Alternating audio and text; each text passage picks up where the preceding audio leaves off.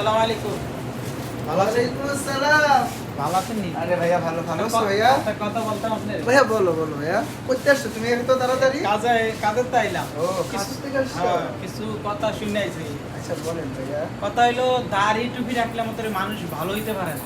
না সবাই যে দাড়ি টুপি রেখে ভালো হবে এমনটা না। কেউ আসছে দাড়ি টুপি রেখে ধান্দাবাজি করে, কেউ আবার দাড়ি টুপি রেখে আল্লাহর কাজ করে। জি। তুমি সবাইকে খারাপও বলতে পারবে না, না না। আবার সবাইকে ভালোও বলতে পারবে না। এটা যার যার মনের ব্যাপার। কিন্তু এক মানুষ বলে যে সে অতীত ভুলতে পারে না, মানে অতীত ভুলতে পারে না। তার ব্যক্তিগত ব্যাপার, সে অতীত না বলো। অতীতে বাবা সালাম দিত, গাজার সালাম দিত, এখন দাড়ি টুপি রেখে ইমানদার হইতে পারে?